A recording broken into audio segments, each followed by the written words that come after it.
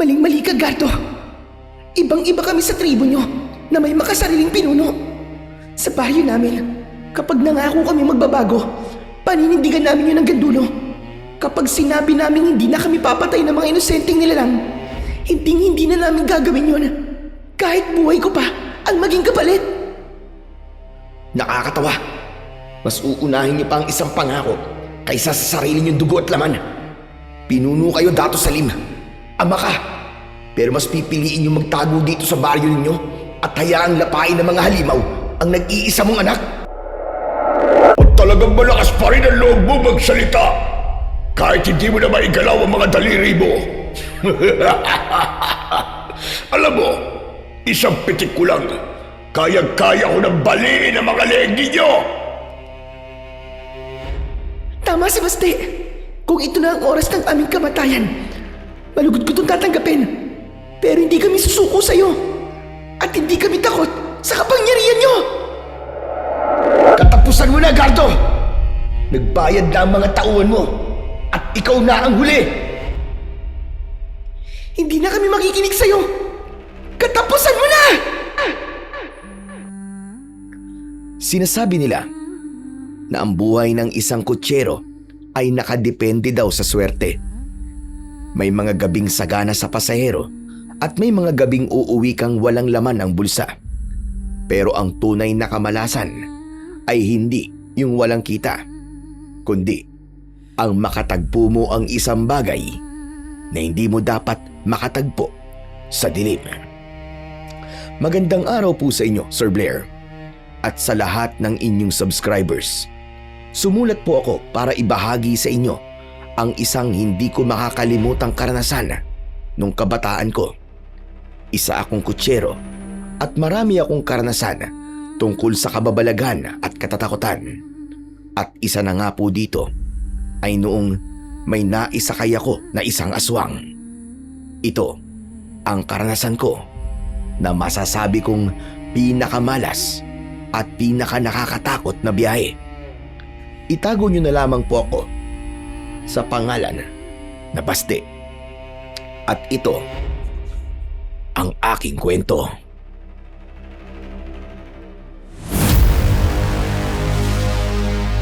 Isang hapon, habang naghihintay ako ng mga pasahero, bigla kong nakita na may tila nag-aaway sa plaza. Isang babaeng nagtitinda ng kakanin at isang maskuladong lalaki. Pati ba naman dito sa bayan? Sinusundan mo ako? Ano namang masama? Gusto lang naman kita samahan ah. Ganito naman talaga kapag nanliligaw, di ba? Gagawin ng lahat. Sagutin lang. Tumigil ka nga. Hindi ba't sinabi ko na sa'yo na hindi pa ako handang makipagnobyo? Marami pa akong responsibilidad. Mahirap bang intindihin yun, Gardo? Handa naman kitang tulungan kung ano man yung responsibilidad na sinasabi mo eh. Kapag sinagot mo ako, sisiguraduhin kong ituturing kita na parang reyna. Ayokong maging reyna mo. Ang gusto ko, tumigil ka na dahil hindi na nakakatuwa yung ginagawa mo. Grabe ka naman sa akin. Totoo naman eh. Araw-araw mo akong iniistorbo. Halos hindi na nga ako makakilos ng mga ayos nang dahil lang sunod ka ng sunod. Sinusundan kita kasi gusto ko masiguro na ligtas ka. Ayoko may mangyaring masama sa'yo kaya ganun. Ang kulit mo talaga. Sige na nga. Sasabihin ko na sa'yo ang totoo. Ayoko sa'yo, Gardo. Ayoko sa'yo. Hindi kita gusto. Kaya wag ka nang umasa. Ganun ba? Ayaw mo sa akin? Oo. Kaya tigilan mo na ako. Sinabi ko na sa'yo ang totoo. Kasi yan ang gusto mo. Uulitin ko, ha? Hindi kita gusto. Hindi kita gusto. Bakit? Ano bang mali sa akin? Ano kulang? Wala. Eh kung ganun, bakit nga? Sabihin mo sa akin. Hindi ko kasi maintindihan eh. Lahat binigay ko sa'yo. Oo, binigay mo ang lahat. Pero hindi ko naman hiniling yun. Hindi ko sinabi na bigyan mo ako. Saka naman pinuputok ng butsi mo. Eh wala naman akong tinanggap sa mga binigay mo. Kahit na. Masyado na ako naabala dahil sa panliligaw ko sa'yo. Hindi ko nakasalanan yun. Una pa lang sinabi ko na sa'yo na tigilan mo na ako. Kaya lang masyado ka talaga makulit. Oo na, sige na. Kasalanan ko na. At huwag ka mag-alala. Hindi naman kita pipilitin na magustuhan mo ako, Mutya. Pero ito lang ang masasabi ko. Sa ayaw at sa gusto mo, akin ka. At sino nagsabi sa'yo? Pwede ba, Gardo? Umalis ka na nga at naaalibad pa rin ako sa'yo. Eh kung ayoko, mabuti pa sumama ka sa akin. Ano? Teka, ano ba? Huwag mong hilahin ang kamay ko! Saan mo ako dadalhin? Dadalhin kita sa langit. Walang iya ka! Bitiwan mo ako! Bastos ka! Huwag ka na pumalag. Dahil gagawin ko talaga to. Kung hindi kita makuha sa santong dasalan, mapipilitan akong daanin ka sa santong paspasan. Sinabi ng bitiwan mo ako eh! Tulong! Tulungan niyo ako! Ayaw ko sanang makisali sa pagtatalo nila. Pero nang nakita kong nasasaktan na yung babae at binabastos na din siya nung lalaki, ay napilitan akong lumapit para tulungan ang babae.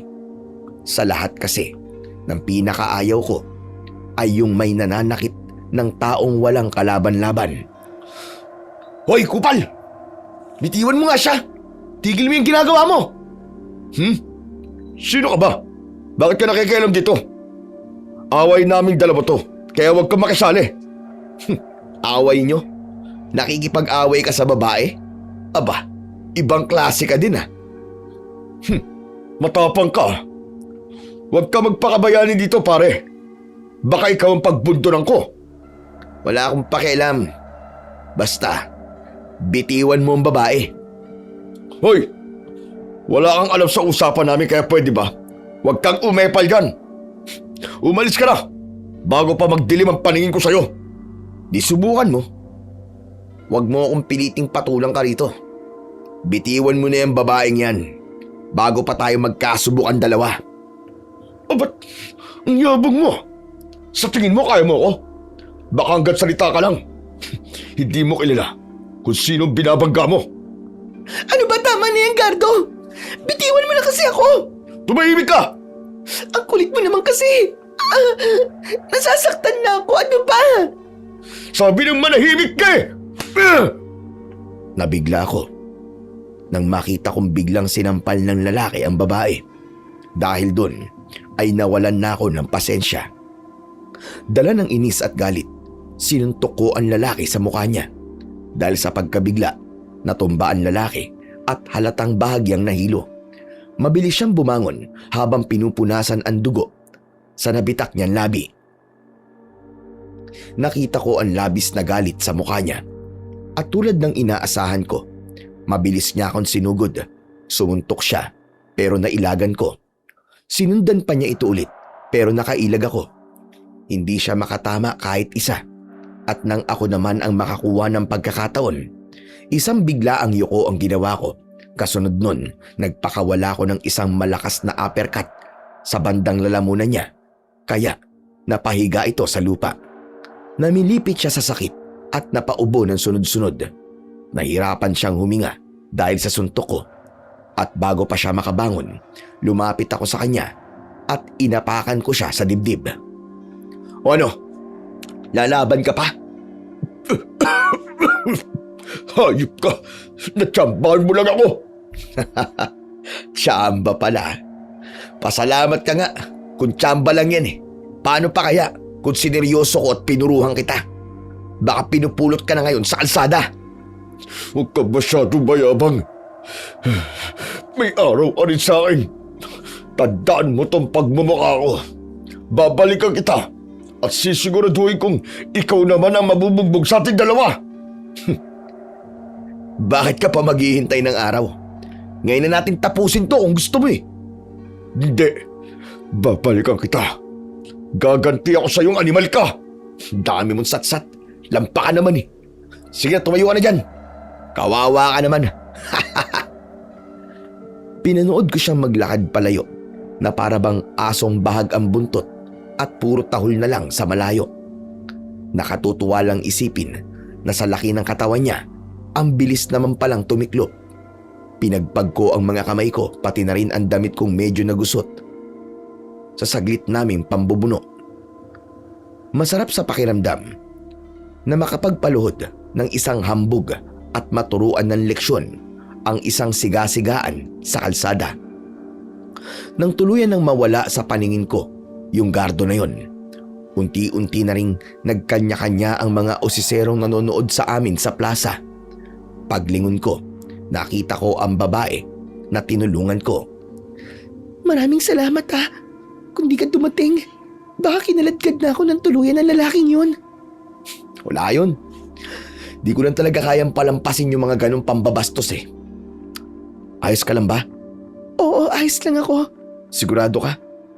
Namumulang pisngi mo eh. Medyo malakas yung pagkakasampal sa'yo eh. Oo nga eh, pero hayaan mo na. Mawawala din naman to. Sino ba lalaking yun? Si Gardo, nanliligaw sa akin. Nanliligaw? Pero kung makahawak sa'yo parang pagmamay-ari ka na niya. Mukhang baliw na baliw sa'yo ang isang yun ah. Ewan ko ba sa baliw na yun? Matagal ko nang sinasabi sa kanya na wala pa sa isip ko ang pakikipagnobyo. Pero sadyang makulit eh. Ayaw lumubay sa akin. Ganun ba? Bakit di mo siya ipahuli sa pulis kung nanggugulo?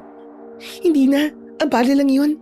Saka kung sakali namang ipakulong ko siya, makakalabas din naman yun. Kaya hinahayaan ko na lang. Ganun ba?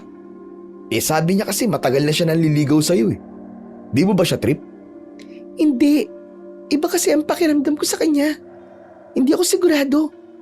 Para bang may mali sa pagkatao niya. Wala akong tiwala sa kanya. Unang manliligaw mo ba siya? Baka naninibago ka lang. Maraming nanliligaw sa akin lalo na sa baryo namin. Pero sabi ni nanay, hindi raw ako pwedeng mag-asawa hanggat hindi ako nagiging pinuno ng lugar namin. Ano? Pinuno? Oo. Mula kasi ako sa tribo ng mga amumuho. Pagkabanggit niya sa salitang yon, biglang nanlamig ang buong katawan ko. Bumilis ang tibok ng puso ko sa matinding kaba. Pero pilit kong inayos ang reaksyon ko. Nagkunwari akong nag-iisip at walang alam. Ang totoo niyan, kilalang kilala ko ang tribo ng mga amumuho. Bata pa lang ako, palagi silang ikinikwento ng tatay ko. Madalas niyang ikwento ang lihim, kakayahan at kasaysayan ng tribong yon tuwing nag-e-ensayo kami. Matagal na akong kuryoso sa kanila, kaya imbis na matakot o umiwas, mas pinili kong sumakay sa usapan. Bihira ang ganitong pagkakataon na makakilala ako ng mula sa kanila. Alam mo, parang narinig ko na yung tribo nyo eh. Hindi ko lang alam kung saan o kailan. Hindi na kami kilala ngayon. Pero nung hindi pa ako pinapanganak, namamayagpag ang tribo namin sa buong probinsya natin. Talaga? Bakit naman? Naku, wag mo nang alamin, Baste. Wala namang espesyal sa tribo namin. Pero yun nga, sa bawat tribo ay may isang namumuno.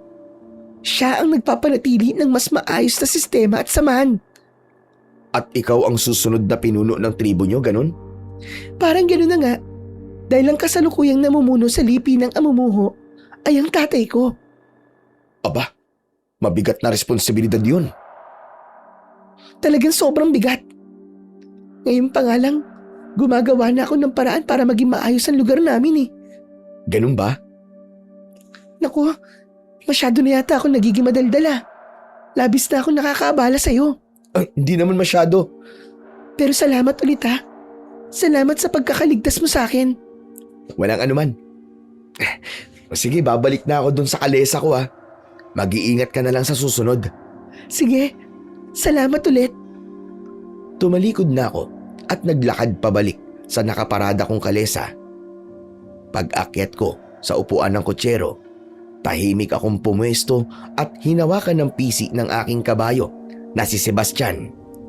Hindi ko pinalakad ang kabayo ko dahil pinanood ko ang babae habang bumabalik sa pwesto niya sa gilid ng plaza. Inayos niya ang malaking bilao ng kakanin at matyagang nag-alok sa mga dumadaan. Habang pinanonood ko siya, ay saka ko lang siya natitigan ng mabuti. Maganda siya. Makinis ang balat at balingkinitan ang kanyang katawan. Simpleng blusa at palda ang suot niya. Mahaba ang buhok niya at mukhang alagang-alaga. Hindi kataka-taka na mabaliw sa kanya ang lalaking nakalaban ko kanina. Namumukod tangi ang itsura niya sa gitna ng mataong pamilihan. Samantala, medyo nainip na ako sa kakahintay ng pasahero. Bumaba ako at sinimulang pagpagin ang kalesa ko para mawala ang malas. Pero biglang may nagsalita sa likod ko. Hoy! Huwag ka nang umasang may sasakay pa dito sa bulok mong kalesa. Anak ng teteng, ikaw na naman. Ano ba kailangan mo? Wala naman. Gusto lang kita kausapin. Di ka pa ba nadadala sa nangyari sa'yo kanina, ha? O baka naman gusto mong basagin ko na talaga yung pagbumuka mo, ha? Ano, round 2? Subukan mo. At nang makita mo kung sino ba talaga ang kinakalaban mo. Matapang ka lang kasi nakatsamba ka. Pero tignan natin kung hanggang saan yan tapang mo ngayon. Nandito ako para ipamukha sa'yo kung gaano ka kaliit sa lugar na ito. Wala akong panahon sa kalokohan mo. Kung nandito ka lang para manggulo at maghanap ng atensyon, lumayas-layas ka.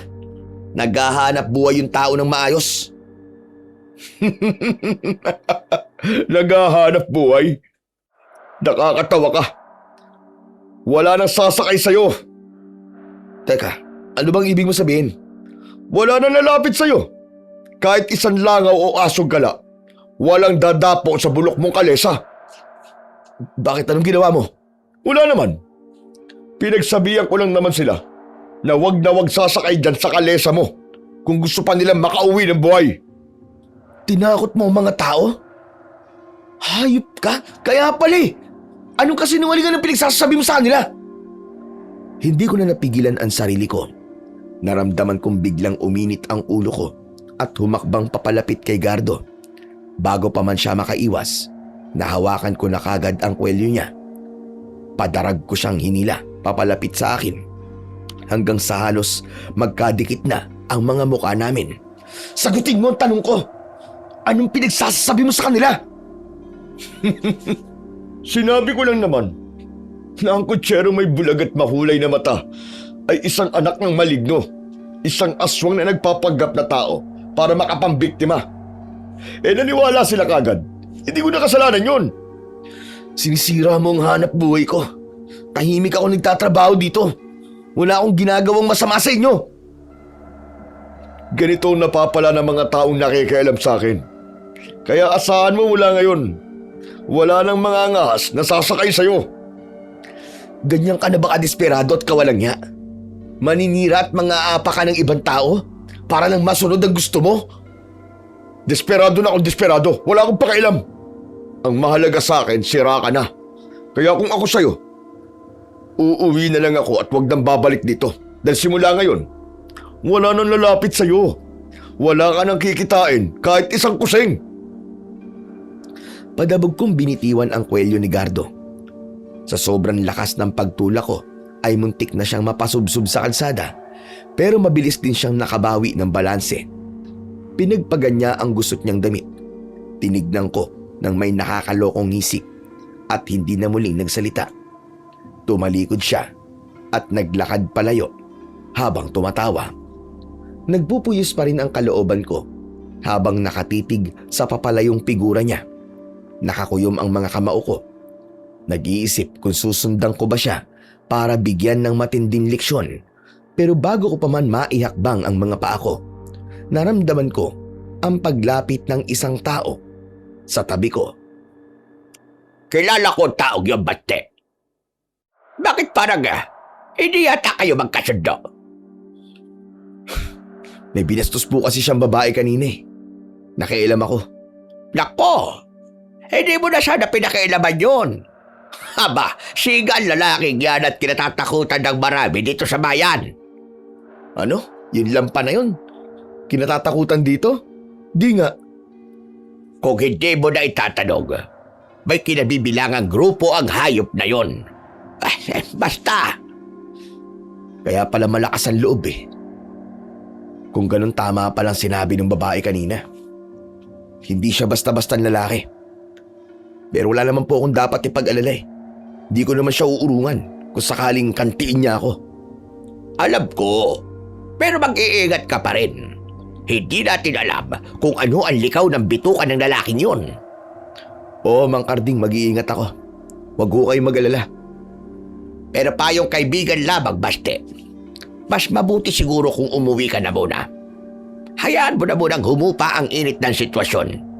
Wala ka talaga makukuhang pasahero ngayon dahil sigurado kung tatrabahuhin ng lalaking yan ang pang-aasar sa'yo, hindi kaya titigilan. Gawin lang niya kung ano gusto niyang gawin. Pero iyo, maraming mga mata at galamay ang taong yon. Kung di ka pa aalis, baka abangan ka nila. Saka, sayang na lang ang paghihintay nyo dito ni Sebastian. Mapapagod lamang kayo. Hindi po ako uwi. Kung sakali man na may gawin sila sa akin, sila ang magiging kawawa at hindi ako. Kaya wag na po kayo mag-alala, Mang Karding. Maghihintay lang po ako dito. Kailangan ko pong kumita eh. May sasakay naman po siguro kahit papano. Ikaw ang bahala. Basta pinalaan na kita, ha? Oo, salamat po, Mang Karding. Tumalikod na rin si Mang Karding. Isa siya sa mga kasamaan ko sa pamamasada ng kalesa. Samantala ay pinanindigan ko ang desisyon kong manatili. Naghihintay ako sa pwesto namin habang dahan-dahang lumulubog ang araw. Umasa akong may isa man lang na lalapit at sasakay. Pero totoo nga ang banta ng lalaki. Lumipas ang ilang oras ay tuluyan na ngang gumabi. Halos wala na ring tao sa paligid.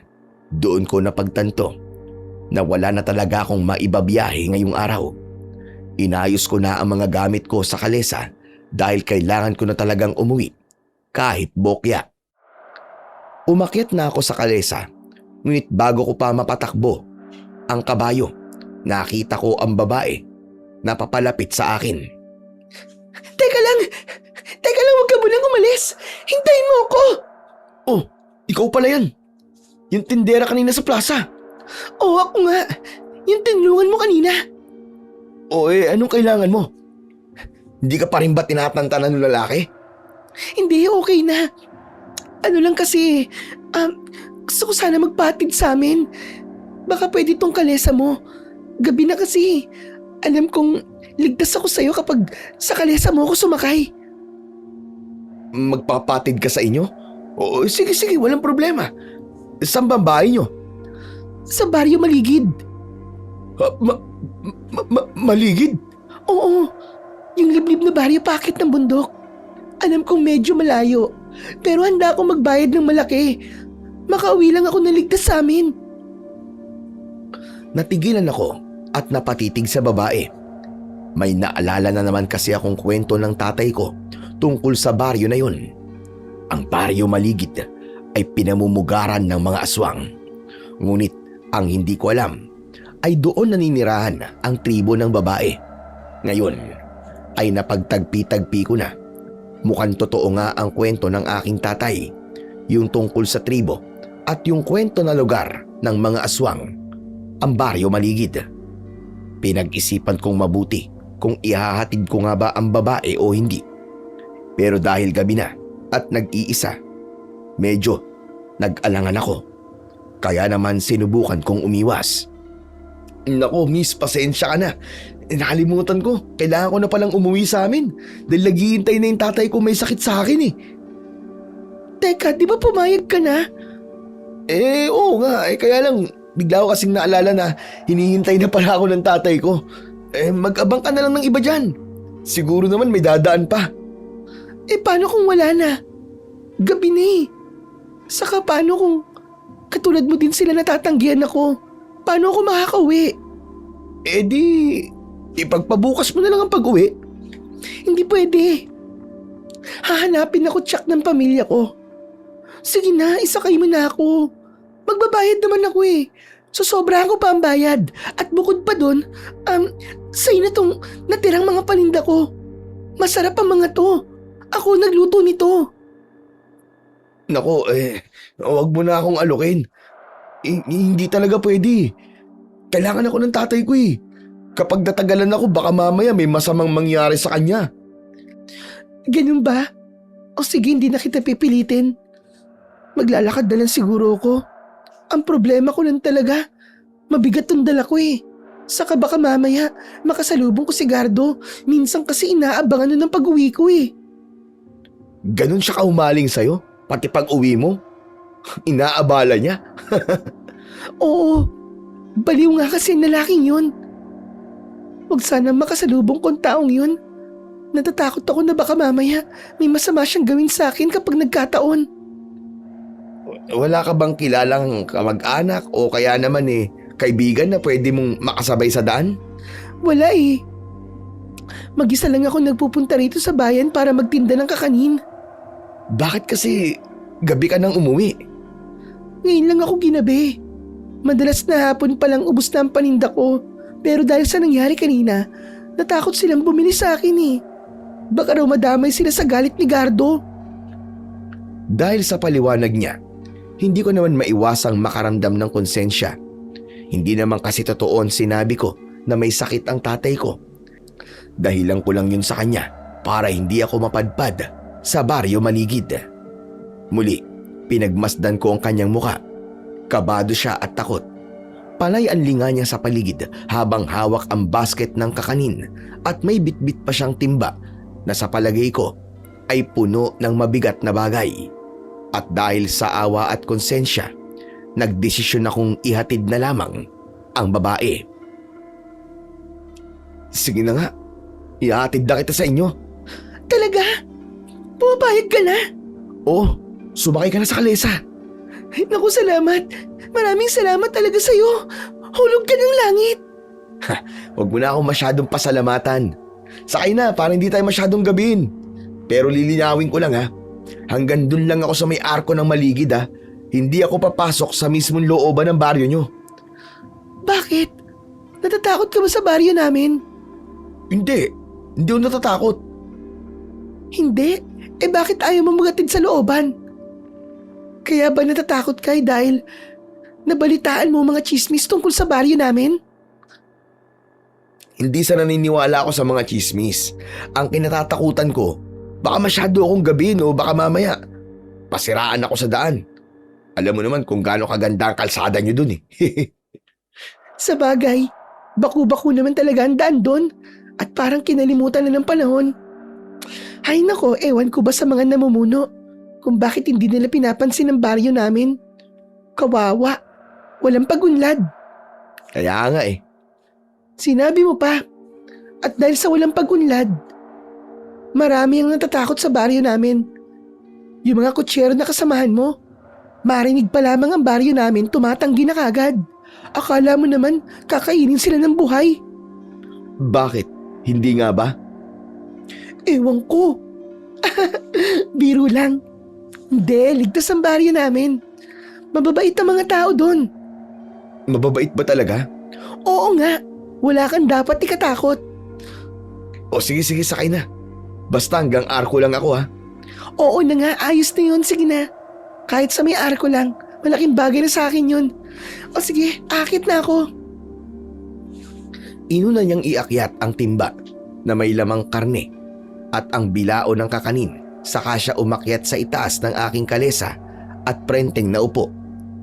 Samantala, pinatakbo ko na ang sasakyan at nagsimula na kaming bumiyahe. Pareho kaming tahimik, pero maya-maya ay siya ang bumasag sa katahimikan. Ako nga pala si Mutya. Ikaw, anong pangalan mo? Baste. Baste? Bakit Baste ang pinangalan sa'yo? Sebastian ang totoo kong pangalan. Pinaikli lang kaya naging Baste. Ganun ba? Pwede pala yun? Oo naman, di mo alam. Bakit ano ka ba sinaunang tao? Hindi Ikaw, bakit mo siya ang pangalan mo? Sabi ng mga magulang ko, ako raw ang pinakamahalagang tao sa buhay nila. Bakit naman? Tagapagmana ka ba ng trono? Isa ka bang prinsesa? Hindi. Walang ganon sa komunidad namin. Ang sabi lang nila sa akin, para daw akong isang manipis na kristal na kailangang ingatan at pangalagaan. Kumbaga, hindi pwedeng may mangyari sa aking masama. Pero bakit nasa bayan ka? Bakit nagtitinda ka ron na mag-isa?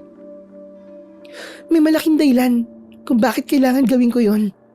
Kung bakit kailangan ko magtinda at kumita ng pera. Kaso, hindi ko pwedeng sabihin sa'yo. Ayos lang, naiintindihan ko. Lahat naman tayo may kanya-kanyang sikreto sa buhay. Balik tayo sa pangalan ko. Hindi lang yun ang tunay na dahilan kung bakit Mutya ang itinawag nila sa akin. Ha? May iba pa? Oo. Bago pa man ako iluwal, namatay na ako sa sinapupunan ng nanay ko. Ano? Namatay ka sa loob ng tiyan? Posible ba yun? Oo, ipinanganak akong patay, Baste. Walang pintig ang puso ko. Walang hininga. Kulay ubi na ang buong katawan ko nang ilabas ako sa mundo. Talaga? Paano ka nabuhay? Lumuhod ang mga magulang ko. Pati na rin ang lahat ng mga katribo namin. Taimtim silang nanalangin at nakipagkasundo sa itaas. Ipinangako nilang susunod na sila sa mga utos ng Diyos at mamumuhay na mapayapa sa isang kondisyon na mabalik lang ang buhay ko. Talaga? Pero teka, ano bang gawain ng mga magulang mo? Pasensya na, Baste. Hindi ko rin pwedeng sabihin sa'yo. Pero talagang tumigil na sila pati na ang buong baryo sa mga masasamang gawain. Nang marinig nilang lahat ng gabing yon, ang unang iyak ko. Kaya Mutyang naging pangalan ko. Dahil isang himala o natatangi ang nangyari sa akin. Bumilis ang kabog ng dibdib ko. Biglang nagtugma ang lahat ng impormasyon sa utak ko. Ang mga kwento ng tatay ko noon tungkol sa biglaang pananahimik ng mga amumuo at pagtigil nila sa pambibiktima. Konektado pala lahat sa araw ng kapanganakan ni Mutya. Siya ang sentro ng kapayapaan sa Maligid. Samantala, ipinagpatuloy na namin ang biyahe namin. Pero sa kalagitnaan ay biglang pinahinto ako ni Mutya. Baste, pwede bang umihi muna ako saglit? Pasensya ka na, di ko na talaga kayang pigilan eh. O sige. Oh, ho! Ho! Oh, dalhin mo ang ilaw na to para makita mo ang dinadaanan mo. Madilim dyan sa gilid, baka mamaya may matapakan ka. Salamat, Baste. Diyan lang ako sa bandang likod, dun sa malaking puno. Sandali lang, promise. Huwag ka masyadong lalayo at huwag mong papatayin yung ilaw. Kapag may narinig ka o nakitang kakaiba, sumigaw ka kagad Oo, babalik din kagad ako. Bumaba si Mutya, bitbit ang lampara. Samantala, habang hinihintay ko siya, bumaba din ako at kumuha ng makakain ni Sebastian. Ilang sandali pa, nakabalik na si Mutya at natuwa siya sa kanyang nakita. Mukhang nagutom na ang kabayo Oo. Kasi medyo natagalan kaming tumambay dun sa bayan kanina kaya hindi siya nakakain. Pwede ko bang subukan? Ang alin? Ang magpakain ng kabayo. Alam mo, wala kasing hayop sa lugar namin at hindi ko pa nararanasan na magpakain ng hayop. Mukha palang masaya. Aba oo naman. O sige subukan mo. Kaso, himasin mo rin yung ulo niya para hindi ka mabigla. Minsan kasi agresibo ang mga kabayo lalo na kapag hindi nila kilala ang nagpapakain sa kanila. Salamat. Ang ganda ng balahibo ng kabayo mo Siguro alagang-alaga mo to. Aba syempre naman, aalagaan ko talaga yan kasi katuwang ko yan sa hanap buhay Parang bahagi na ng pamilya namin. Anong pangalan niya? Sebastian. Sebastian? Kapangalan mong kabayo? Oo, si tatay ang nagpangalan yan sa kanya Grabe naman ang tatay mo. Hindi na ba siya nakaisip ng ibang pangalan? Ginawa niya yun kasi parang anak na rin niya yan si Sebastian. Pamilya ng turing namin sa kanya. Ganun pala. Sa bagay, hindi naman masama yun. O sige, ako na muna magpapakain sa kanya Hinarap ni Mutya ang balde kung saan nakalagay ang mga damo na ipinapakain ko sa kabayo. Magiliw niyang kinausap ito at yun ang hinihintay kong pagkakataon para kumpirmahin ang kanina pang tumatakbo sa isip ko. Batay na rin sa kwentuhan namin, alam kong hindi ordinaryong babae si Butya. Gamit ang kaliwang palad, tinakpan ko ang aking kaliwang mata at nanatiling bukas naman ang nasa kanan o bulag kong mata. Ilang sandali pa, tumagos ang paningin ko roon at nakita ko ang nagtatagong anyo ni Mutya. At totoo ang hinala ko. Isa nga siyang aswang. Nang humarap siya sa akin, ay nakita ko ang totoong anyo niya. May mga pangil siya at nakakatakot ang kanyang mga mata. Baste, okay ka lang? Sumasakit ba ang mga mata mo? Ha? Hindi. Okay lang ako. Tapos ka na ba dyan? Oo. Mukhang busog din kabayo eh. Pwede na tayong tumuloy. Sige na, umakyat ka na ulit at ihatid na kita sa baryo nyo. Sandali lang. Yung bulag na mata mo, parang may kakaiba dyan. Ha? Anong ibig mo sabihin? Nakakakita ba yan? Bakit mo naman natanong? May bulag bang nakakakita pa? Meron. May mga bulag na nakakakita ng mga bagay na hindi nakikita ng buhay na mata. Tama ba ako o mali? Hindi ko alam ang sinasabi mo eh. Talaga? Pwede ko bang tanungin kung bakit yan nabulag? Dahil sa kakulitan. May nasagi akong bote ng langis noon sa estante ng tatay ko. Nung nahulog, nabasag yung lagayan at tumalsik sa mata ko ang bubog. Naku, ganun palang nangyari. Pero kakaiba ang mata mong yan. Makulay. Masyado ka namang matanong. Pasensya ka na. O sige na, aamin na ako. Matagal na talaga kitang nakikita dun sa bayan. Ha? Totoo ang sinasabi ko. At alam mo bang madalas kang pag-usapan ng mga tao doon? Ang sabi nila, anak ka daw ng engkanto o maligno. Kaya ganyan ang mga mata mo. Anak ng engkanto? Layo ah. Grabe rin palang gumawa ng kwento ang mga nasa bayan. Kung totoo yun, di sana. Hindi na ako nagpapakahirap maging kutsero. Sana nagpapasarap na lang ako sa loob ng kastilyo sa kabilang daigdig. Sa bagay, may punto ka. Pero aminin mo, astig kayang pakinggan. Saka, para sa akin, mas okay na ganyan ang mga mata mo. Paano naging okay? Kaya nga, matumal ang biyahe ko minsan dahil iniiwasan ako ng mga pasahero eh. Akala yata nila tikba lang ako na nag-aanyong tao.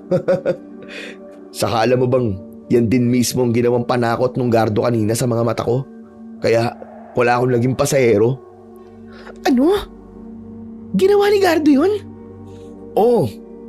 Kaya pala madali lang yan napaniwala ang mga tao kasi may kumakalat na talagang usap-usapan na ganun. Walang iya. Naghahanap buhay lang ang tao eh. Kung ano-ano pang binibintang. Ang sama talaga ng ugali ng lalaking yun. Masyado siyang mayabang. Gagawa at gagawa siya ng kwento para lang manira ng kapwa niya. Hindi man lang niya inisip yung pagod niyong dalawa ni Sebastian kakahintay ng pasahero. Hayaan mo na siya. Sanay naman na ako sa mga mapanghusgang tingin ng mga nasa bayan eh. Matagal na nila akong iniiwasan dahil dito sa bulag kong mata. Sumobra lang talaga ngayon kasi pinakailaman na mismo ng hambog na yun ang kita ko. Nakokonsensya tuloy ako ng sobra. Dahil sa pagtulong mo sa akin kanina, nadamay ka pa sa panggugulo niya. Alam ko na. Babayaran na lang kita ng mas malaki pagdating natin sa baryo namin para mabawi mo ang nawala mong biyahe ngayong araw. Hindi. Wag na mo siya. Tama na yung presyo na pag-usapan natin kanina. Hindi ako nananamantala ng pasahero. Pero nalugi ka rin dahil sa akin. Pambawi ko man lang sana yun. Ayos lang. Sanay na kaming magutom paminsan-minsan itong kabayo ko. Ang mahalaga ngayon, maiatid kita ng ligtas sa inyo. Kailangan na natin bilisan. Madilim na ang kalsada at malayo-layo pang tatakbuhin natin. Mahirap na. Baka mamaya may mag-abang pa sa atin sa unahan. O sige, tara na. Habang pinanonood ko siyang nakangiting umakyat ng kalesa, may kakaibang nangyari sa akin. Nawala ang takot at pag-aalinlangan sa kabila ng nalaman kong isa siyang aswang. Alam ko kung ano siya, pero ang nakapagtataka, wala kong maramdamang kahit na anong takot o banta mula sa kanya. Sa halip na umatras, parang may kung anong bumubulong sa isip ko na kailangan ko siyang protektahan. Nasa kabila ng hiwaga niya, parang obligasyon kong maiuwi siya ng ligtas. Alam kong malaking gulo ang naghihintay sa amin pagtungtong namin sa baryo Maligid. Kahit na sinabi ng tatay ko na hindi sila masasamang aswang, alam ko pa rin na maaari kong isubo ang sarili ko sa posibleng kapahamakan. Kaya naman, nagpatuloy ako. Muli naming tinunton ang daan papunta sa kanilang baryo at para hindi mainip, patuloy kaming nag-usap. Siya nga pala, may gusto akong sabihin sa'yo, Mutya. Ano yun? Isa nga pala akong manunugis. Ha? Manunugis ng ano? Ano ba yung sinasabi mo? Alam kong alam mo ang ibig ko sabihin. Sandali lang. Mabuti pa ibaba mo na ako. Teka, huwag ka matakot. Hindi ko sinabi yun para matakot ka. Sinabi ko yun para alam mo. At bukod dun, gusto ko ring malaman mo na alam ko na aswang ka. Ha? Hindi ko alam ang sinasabi mo. Aswang? Bakit mo naisip na aswang ako?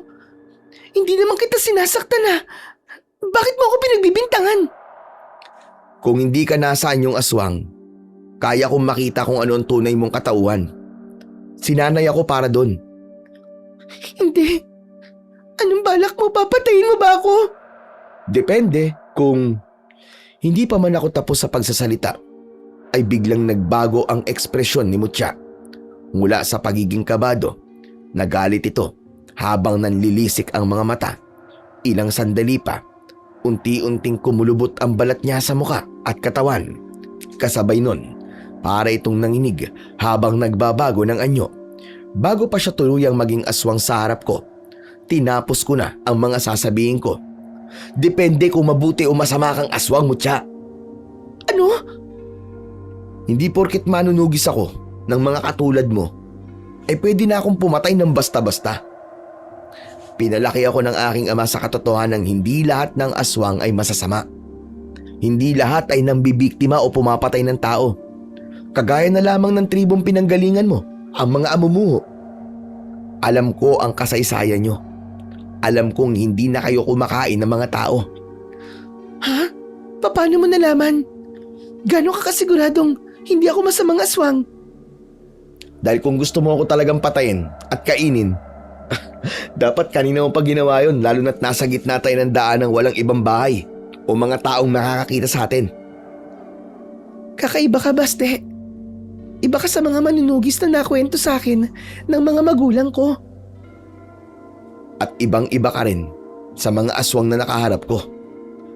Nang sabihin ko yon, ay muling ang bumalik sa pagiging normal na tao si Mutya. Hindi ito makatingin ng diretso sa akin dahil sa labis na hiya. Hindi ka ba natatakot sa akin? Huwag kang mag-alala, hindi ako natatakot. Hindi ko rin sisirain yung sinabi ko kanina na ihahatid kita sa inyo ng ligtas. Alam mo, mas natutuwa nga ako sa iyo eh. Talaga?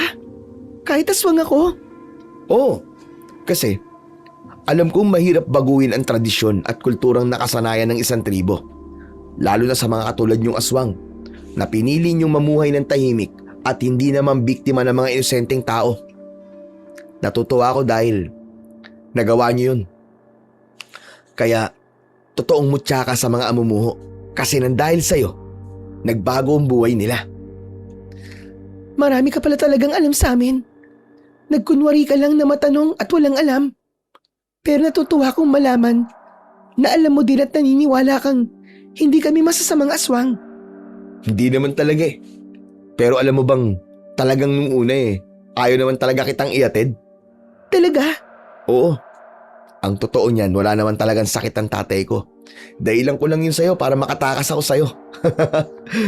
Kasi di ba nga, kwento lang naman yung sinabi sa akin ng tatay ko na hindi kayo nang bibiktima ng tao, syempre, naisip ko rin na baka nagkakamali ang tatay ko.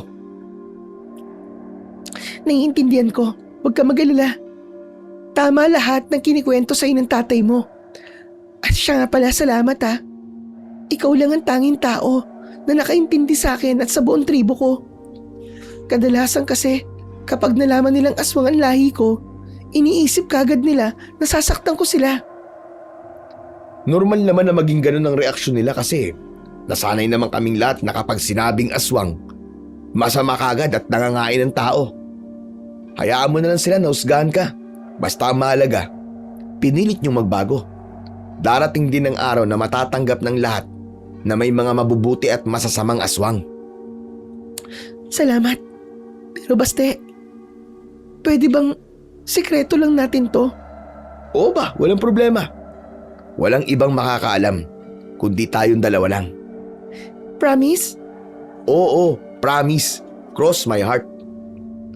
Nang sabihin ko yun, ay nakipag-appear pa sa akin si Mutya. Hindi ko alam kung tama ba yung nararamdaman ko ng mga sandaling yon, pero naging komportable ako sa kanya. Yung kabang naramdaman ko nang malaman kong aswang siya, biglang naglaho na parang bula. Lalo na nang malaman kong parte siya ng angkan ng mga amumuho na tahimik at mabuting mga aswang. Matapos makapag-usap, ay nagpatuloy na ako sa pagpapaandar sa aking kalesa. Pinasok na rin namin ang masukal na kagubatan dahil dun daw ang daan papunta sa paanan ng bundok kung saan makikita ang Baryo Maligid. Naging payapa ang mga sumunod na minuto, pero ilang sandali lang muli ako nagtaka at nakaramdam ng kaba nang biglang umusok ang buong paligid. Para bang nagkaroon ng malawakang hamog, kaya naman halos hindi na namin makita ang dinadaanan. Mutya, normal ba na may ganitong hamog papunta sa inyo? Hindi ako sigurado. Pero ngayon ko lang nakitang nagkahamog dito. Baka may nasusunog o kaya naman may nag-uuling. Sana nga yun lang ang dahilan kung bakit mausok ang paligid. Bakit? May iba ka pa bang naiisip? Di ko alam Pero parang may nararamdaman akong kakaiba. Talaga?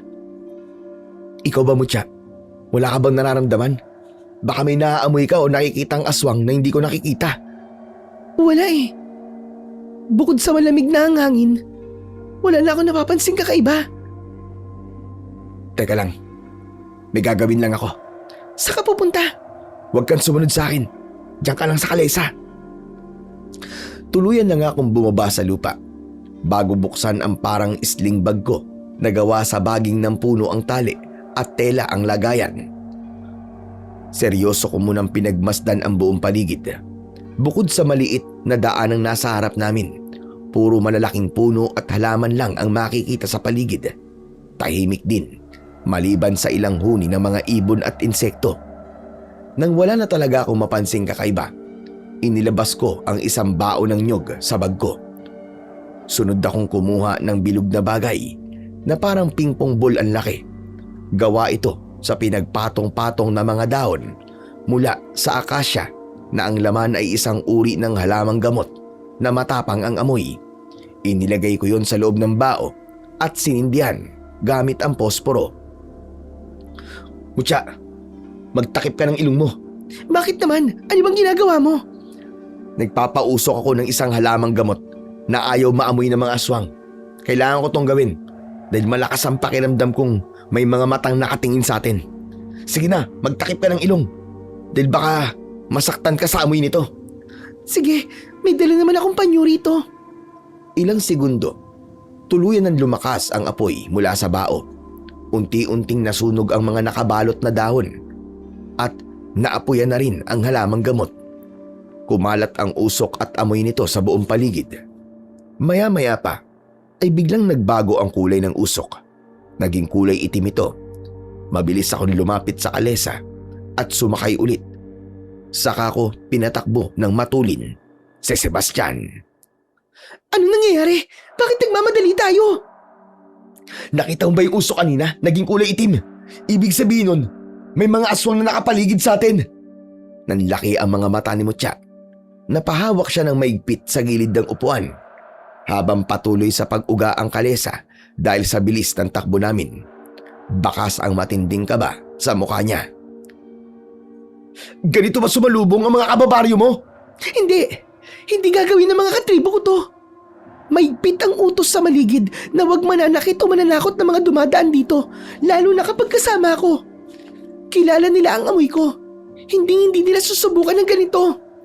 Kung ganun, ay mas kailangan nating bilisan. Kung di mo sila katribo, iisa lang ang ibig sabihin nito. May ibang grupo ng aswang na nag-aabang sa'yo malapit sa teritoryo nyo. Kaya kumapit ka ng mabuti.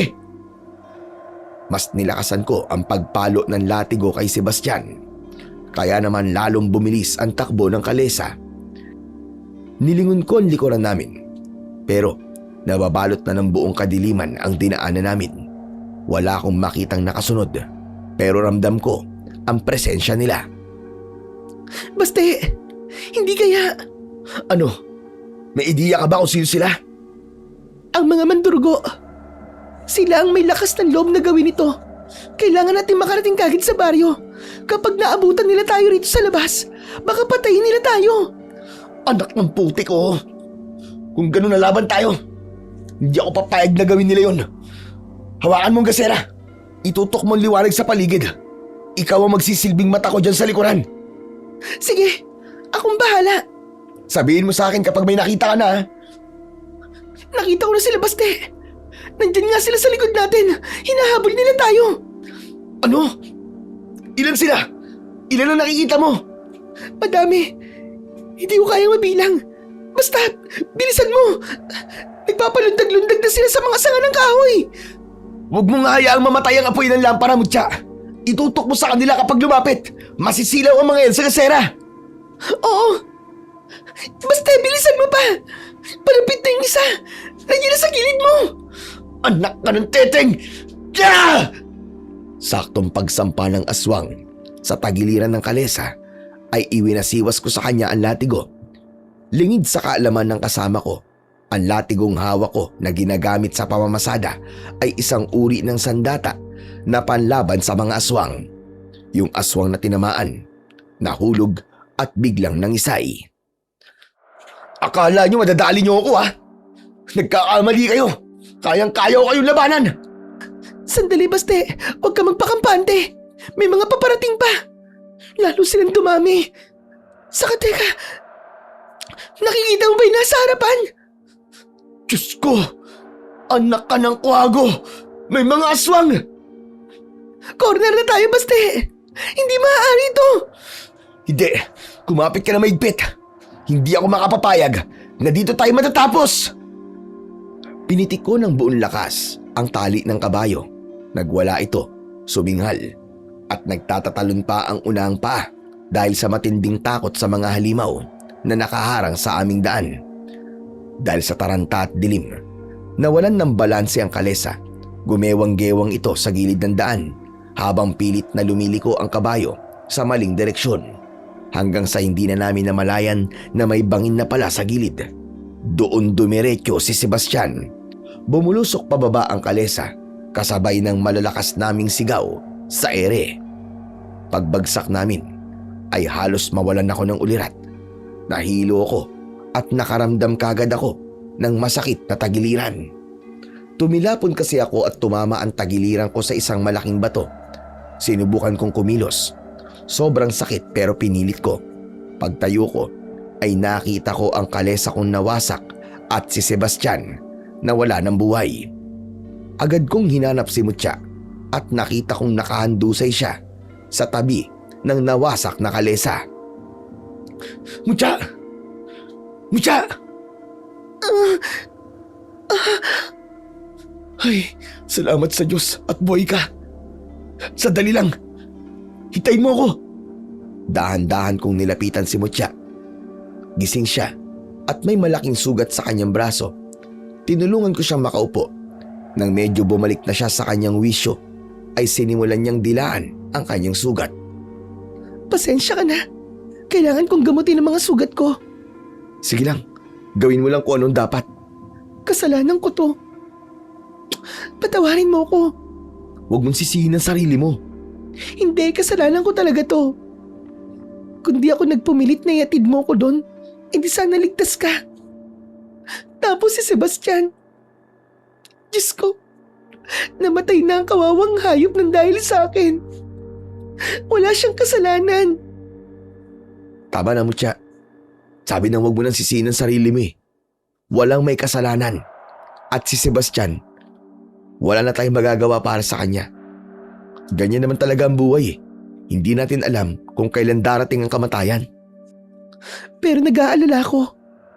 Baka magalit sa yung tatay mo. Paano kung malaman niyang nawasak din ang kalesa niyo? Huwag mo na munang isipin ng tatay ko. Ang unahin natin ngayon ay ang mabuhay at makalayo tayo rito. Kailangan natin magtago bago pa tayo maabutan ng mga halimaw na yun. Pinilit kong tumayo. Kahit sumasakit ang sugat ko, inalalayan ko si Mutya na tumayo din. Medyo malalim din ang sugat niya sa braso at nakikita ko ang panginginig ng mga labi niya sa takot at sakit. Kayang bang maglakad? Mas mapanganib ko magtatagal tayo rito sa tabi ng nawasak na kalesa. Oo, kaya ko. Masakit lang ang braso ko pero kakayanin ko. Hinawakan ko siya ng maigpit sa braso para alalayan sa paglalakad. Ramdam ko ang lamig ng balat niya at ang mabilis na pagtibok ng pulso niya. Kahit sarili ko ang iniinda ko, mas nangingibabaw sa isip ko ang pag-aalaga at pag-iingat sa kanya. Hindi ko siya pwedeng pabayaan. Magkasama kaming nalagay sa bingit ng kamatayan, kaya magkasama rin naming haharapin ang pagtakas. Habang naglalakad kami palayo sa pinagbagsakan namin, pasimple kong nilingon ang kalesa. Nagsikip ang dibdib ko sa labis na lungkot, pero nilunok ko ang luha ko. Walang oras para magluksa ngayon. Maya-maya pa ay narinig namin ang mahihinang kaluskos sa itaas ng bangin. Tsak na binababa na kami ng mga mandurgo. Anak ng teting, bilisan natin. May mga paparating na yabag mula sa taas. Tama ka. Pababa na nga sila rito. Hindi. Nakikita mo ba? Nakikita ko. Diyos ko po, baste. Ang dami nila. Kaya pa ba natin silang takasan? Magbago ka na anyo. Tsak na mas malakas ka at makapangyarihan kapag naging aswang ka. Hindi ko pwedeng gawin yun. Dahil lalo lang nila ako mahanap. Mas lalo nila tayo matutuntun. Habang nag-uusap kami, ay bigla na lamang may sumulpot na isang aswang sa gilid ko. Agad ko siyang sinipa.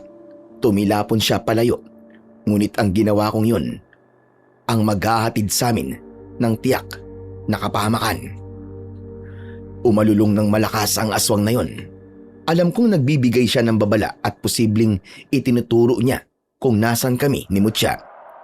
Ilang sandali pa, sunod-sunod na nagtalunan ang mga aswang. Maigpit kong hinawakan ang latigo.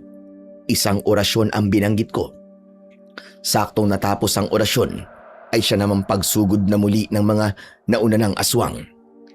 Iwinasiwas ko to sa hangin at isa-isa kong hinampas ang lahat ng mga umatake sa akin. Baste! Sa harapan mo! Hindi sila nauubos! Ang dami nila! Hindi. Mukhang ako ang kailangan nila. Sasama na lang ako sa kanila, baste. Tumakas ka na. Manahimik ka nga dyan, Mutya. Hindi kita iiwan dito.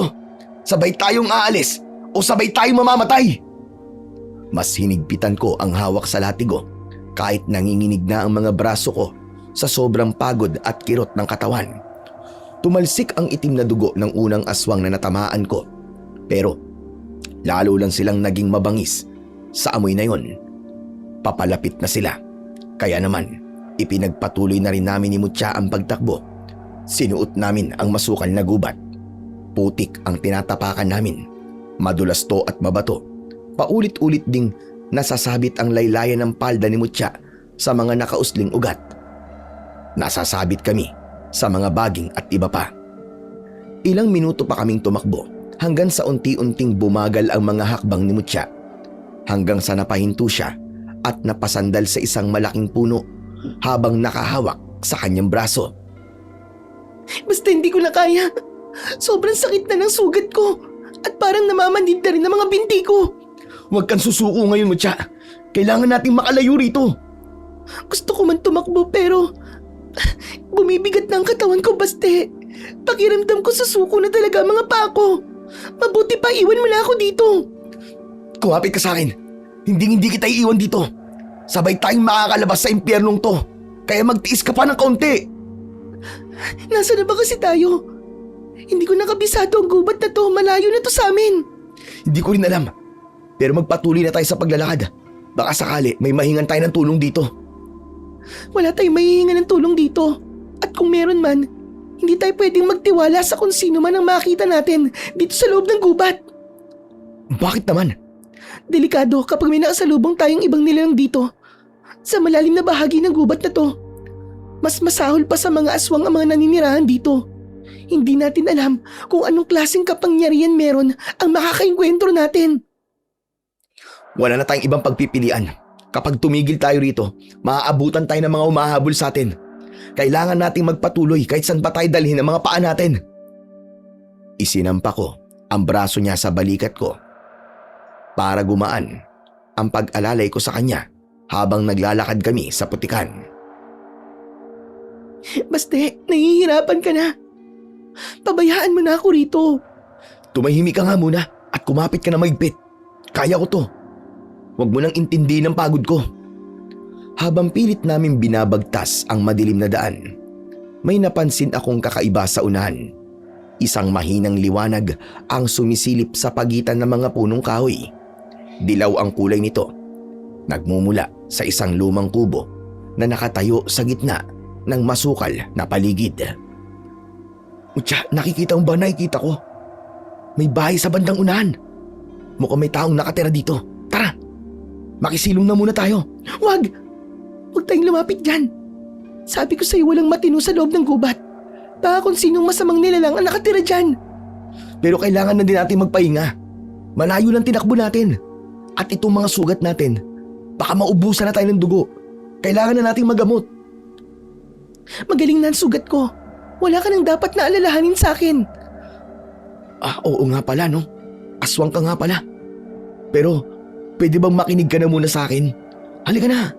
Pumunta na tayo sa kubo. Doon na muna tayo magpalipas ng gabi. Dahan-dahan kaming humakbang, palapit sa direksyon ng kubo, habang hawak ko ang latigo. Handa kong ipagtanggol si Mutya at ang aking sarili sa kahit na anumang panganib. Subalit bago pa kami makalapit, ay muli na naman akong pinigilan ni Mutya. Dahan-dahan niyang itinaas ang kanyang kamay at may itinuro sa bandang unahan namin. Sandali lang, Baste. Tignan mo. Hindi lang isa ang mga kubo na nariyan. Tignan mo mabuti. Oo nga, no. Mukhang maraming nakatira dito. Ito na ba ang baryo nyo? Narating na ba natin? Hindi, nagkakamali ka. Hindi yan ang baryo namin. Sigurado ka? Umalis na tayo rito. Hindi yan ang baryo ko. Naligaw na talaga tayo at napunta tayo dito sa baryo ng mga kalaban. Ano? Oo, malakas ang kutob ko. Na yan ang baryo ng mga mandurgo. Halika na, bilisan mo, umalis na tayo rito. Dahil sa sinabi ni Mutya, ay mabilis kaming naglakad palayo sa lugar na yon. Ngunit bago pa kami makalayo, isang malaki at nakakatakot na aswang ang sumulpot sa bandang harapan namin. Nakangiti siya ng masama sa amin. Ilang saglit lang ay biglang naglabasan ang mga aswang. Agad kaming napalibutan. Hindi, anong gagawin natin? Lalaban tayo, Mutya. Hindi tayo papahuli ng buhay. Ah! Nagbago ang anyo ni Mutya. Humaba ng gusto ang mga kuko niya sa kamay at sa paa. Umitim ang kabuuan ng kanyang mga mata. Nagkulay abo ang balat at lumabas sa kanyang bibig ang matatalim na pangil. Pero hindi siya lumaban. Nanliit siya sa matinding takot at sumiksik sa tabi ko habang mahinang umuungol. Ako lang ang nakipaglaban. Iwinasiwas ko ang latigong hawak ko at napugutan ko ng ulo ang isang aswang. Naging sunod-sunod ang pagbagsak ng mga kalabang nagtatangkang lumapit sa aming dalawa. Pero makalipas ang ilang sandali, biglang huminto ang mga natitirang aswang. Humawi sila sa gitna at nagbigay daan. Isang mas malaki at mas matangkad na aswang ang naglakad palapit sa amin. Siya ang pinuno nila. Tumigil siya sa paglalakad at tinignan niya kami ng masama. Sa isang iglap, nanigas ang buong katawan ko at ganun din si Mutya. Dahan-dahan bumalik sa original niyang anyo bilang tao. Ano nangyayari, Baste? Hindi ako makagalaw. Ako rin, nanigas sa mga binti ko. Pati mga kamay ko parang naparalisa. Mukhang may kapangyarihang magparalisa ang isang to. Anong gagawin natin ngayon? May itinuro sa aking orasyon noon na pangontra sa ganitong kapangyarihan. Pero nakalimutan ko, hindi ko maalala. Hindi. Katapusan na ba natin? Mamamatay na ba tayo? Hindi pwedeng mangyari to. Lumapit kagad ang dalawang alipores ng pinuno kay Mutya. Hinawakan nila ang magkabila ang braso niya at marasyang binuhat. Sinubukan ni Mutya na magpumiglas pero halatang tila nangihina siya. Bitiwan niyo ako! Tulungan mo ako, Baste! Tulungan mo ako! Hindi ko magawa, Mutya! Hindi ako makagalaw! Pinilit kong iangat ang kamay ko. Pero talagang manhid ang aking katawan. Nanggigigil ako sa matinding galit, lalo na nang makita kong inilalayo na nila sa akin si Mutya. Ano ba? Bitiwan niyo ako! Bitiwan niyo ako! Mutya! Di maaari! Ibalik niyo siya dito! Kundi papatayin ko kayo! Papatayin ko kayong lahat! Wala na akong nagawa nang makita kong buwat-buwat na ng malaking aswang si Mutya. Pilit akong gumapang papalapit. Pero pinagkakakalmot nila nang walang awa ang buo kong katawan. Ramdam na ramdam ko ang pagbaon ng matutulis nilang mga kuko sa laman ko. Pero hindi naman nagtagal yon. Dahil ilang sandali lang ay binuhat nila ako at saka ako ipinaanod sa ilog. At dito na ako nawalan ng malay. Kinabukasan na ako nagising. Pagdilat ng mga mata ko ay nakita ko ang aking sarili sa loob ng isang kubo. Puno ng benda ang katawan ko. Napatingin ako sa pinto nang bigla itong bumukas.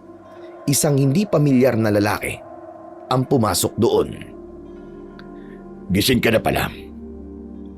Kumusta ang pakiramdam mo? Nasaan ako? Sino po kayo? Ano nangyari? Nasa ligtas kang lugar. Ako si Datu Salim. Nakita kita kanina madaling araw sa gilid ng ilog malapit sa kakawihan. Duguan ka at puro kalmot ang buong katawan mo. Mabuti na lamang at tumihinga ka pa nang iahon kita mula sa tubig. Kaya dinala kagad kita rito sa kubo ko para magamot.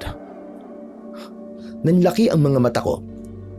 Nang mabanggit niya ang ilog, bumalik kagad sa isip ko ang lahat ng nangyari kagabi. Ang kalesa, ang bangin, ang mga aswang. Diyos ko! Si Mutya! Nasaan si Mutya? Kailangan ko siyang hanapin! Sandali. Kilala mo si Mutya? Kilala mo ang anak ko? Ha? Kayo ang tatay ni Mutya? Oo, ako nga. Ako ang Datu ng baryong ito. Sino ka ba? At bakit kilala mo ang anak ko? Ako po si Baste. Ako po ang kutsero maghahatid sana sa kanya rito sa baryo niyo kagabi. Matapos po siyang magtinda ng kakanin sa plaza ng bayan. Pinakisapan niya po kung iatid ko siya dahil sobra pong dilim na. Eh, nasaan ang anak ko? Kagabi pa namin siya iniintay. Nasaan siya, Baste? Saan mo dinala ang anak ko? Datu Salim, may masamang nangyari po eh. May humarang po sa aming daan. Humarang? Walang sino man na naglalakas ng loob na gumambala sa anak ko rito. Sino ang mga lapastang gumawa niyan? Ang mga mandurugo po. Sila po ang nag-abang sa amin. Pilit kaming tumakas pero hinabol po nila kami. Ang mga mandurgo? Opo, nilabanan ko sila kaso napakarami po nila. Saka yung pinuno nila, may kapangyarihan siyang magparalisa ng katawan. Wala na po akong nagawa na kunin nila si Mutya eh. Sinimulan kong isalaysay ang lahat ng nangyari kagabi. Nakita kong napapailing ang lalaki at habang nakatitig sa akin. Hindi maaari. Sabi ko na nga ba't mangyayari to? Kung bakit naman kasi napakatigas ng ulo ng batang yon. Bahala siya. Ano? Anong sabi niyo? Bahala siya? Bakit wala ba kayong pakialam kay Mutya? Hindi ganun. Siyempre may pakialam ako sa anak ko, kaya lang. Ngayong hawak na siya ng mga mandurgo. Wala na akong magagawa. Ano? Wala akong balak sagipin ang anak ko sa kamay ng mga mandurgo. Anong pinagsasabi mo? Nasa panganib ang buhay ng anak mo, tas wala kang gagawin? Anong klaseng pinuno ka? Anong klaseng ama ka? Manahimik ka! Huwag mo kong pagtataasan ng boses. Wala kang alam sa pamilya namin. Oo, wala akong alam sa mismong pamilya nyo. Pero marami akong alam tungkol sa tribo mo. Ano ka mo? Kung gano'n ay alam mo nang. Oo, alam ko na aswang si Mutya. Alam kong aswang ka din at lahat ng nakatira dito. Pero hindi ako natakot sa anak mo. Kasi mabuti siyang tao. Kaya hindi ko inaasahan na mismong ikaw na ama niya ang mawawala ng pakialam sa kanya. Hindi mo ko naiintindihan. Ginagawa ko lamang kung ano ang nakakabuti para sa aking mga nasasakupan. Mabuti na pala ang hayaang mamatay ang anak mo sa kamay ng ibang mga aswang. Bakit di mo tawagin ang mga kasama mo? Iligtas niyo si Mutya. Iligtas niyo siya. Hindi ko pwedeng utusan ang mga kasama ko para lang iligtas siya. Makapangyarihan ang pinuno ng mga mandurgo. Ayokong mapahamak ang aking mga katribo. Anak ng teteng. Alam ko na. Natatakot ka sa kabilang tribo.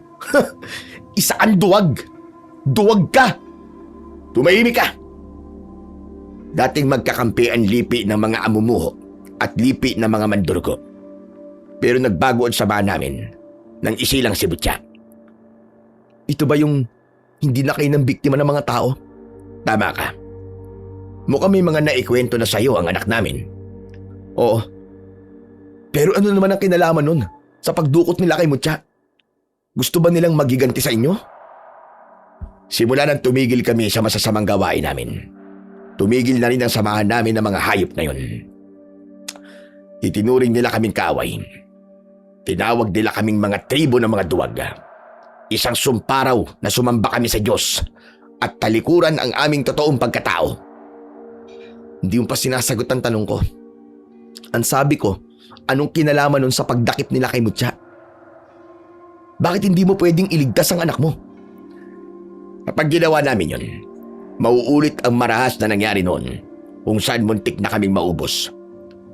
Madugo ang naging patayan noon sa pagitan ng mga amumuho at mandurgo. Patayan? Nagkaroon ng laban sa pagitan ng dalawang tribo? Oo, dahil salungat sila sa bago namin paniniwala. Sinugod nila kami. Pinagpapapatay ang marami sa nasasakupan ko. Masaklap nga. Pero bakit hindi kayo lumaban? Mas malakas ba sila sa inyo? Mali ka. Malakas din kami. Makapangyarihan. Pero nangako kami sa Diyos na hindi na kami mananakit o papatay ng kahit na anong nilalang. Mali. Maling paniniwala yan. Oo, ayaw ng Diyos ng karahasan. Pero hindi rin niya gustong hayaan nyo na lang na mamatay ang pamilya nyo nang walang kalaban-laban. Ang ipagtanggol ang sarili at ang inyong tribo ay hindi kasalanan sa Diyos, Datu. Hindi mo naiintindihan ang sitwasyon namin. Nakatali kami sa isang sagradong kasunduan nang ipinanganak na patay si Mutya. Alam ko na yun. Ipinangako nyo sa may kapal na tatalikuran nyo na ang masasamang gawain ninyo. Ganun na nga. At kapag hindi kami sumunod sa kasunduang yun, babawiin sa amin ang buhay niya. Kalokohan yan. Hindi ba't buhay din niya ang pinag-uusapan natin dito? Kung di mo magagawang iligtas ang anak mo, papatayin din siya doon. Ang buhay na iniingatan nyo ay babawiin sa kanya. Hindi ko na alam ang gagawin ko. Nakagapos sa mga kamay namin dahil sa pangakong yon. Kung ganun, ako na lang nakikilos. Tao ako at wala akong kinalaman sa pinaniniwalaan ninyo. Ako ang magliligtas kay Mutya. Pakisabi sa kanya, patawarin niya kami. Siya nga pala ang latigo mo. Kunin mo, nasa lamesa. Ang latigo? Mabuti di ko naiwala yun. Nakakapit ng gusto yan sa kamay mo nang matagpuan kita. Sige na, humayo ka na. Tumango ako sa Datu Dahan-dahan kong ibinaba ang mga binti ko mula sa higaan para subukan tumayo. Inasahan kong babagsak ako sa sahig dahil sa tindi ng kirot. Pero himalang konting hapdi na lang ang nararamdaman ko mula sa mga hiwa at kalmot ko sa aking katawan. Bumalik kagad ang lakas ko at nakakakilos na ako ng maayos. Walang pag-aalinlangang tinalikuran ko si Dato Salim. Dire-diretso akong naglakad papunta sa pintuan.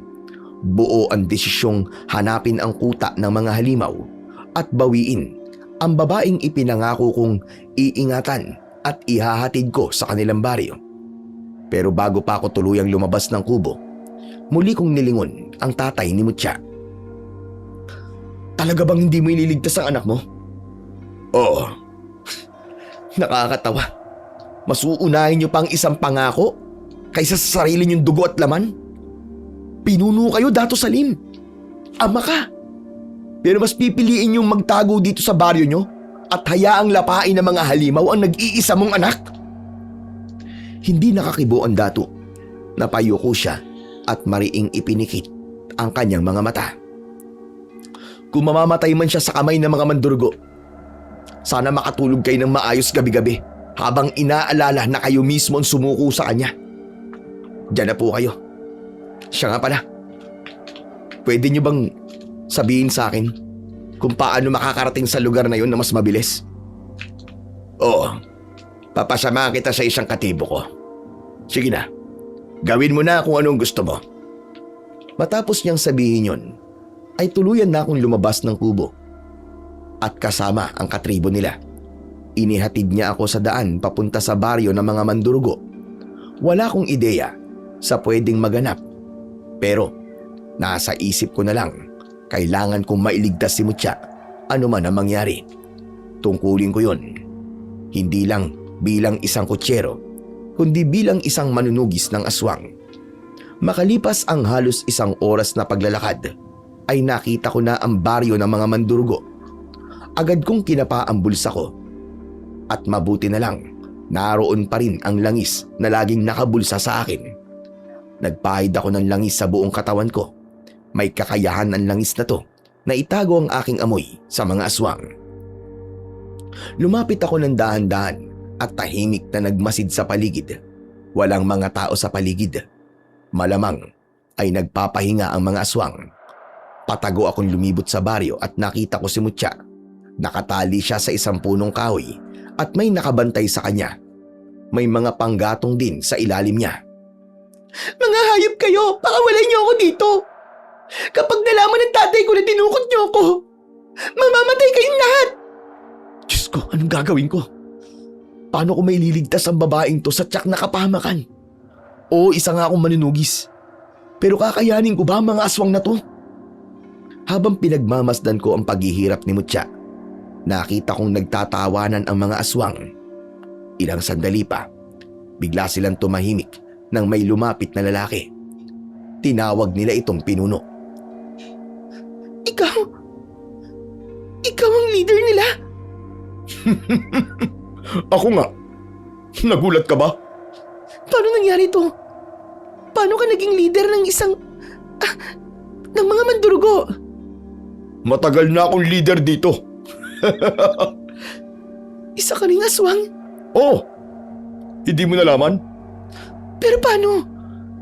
Paano mo naitago ang amoy mo sa akin?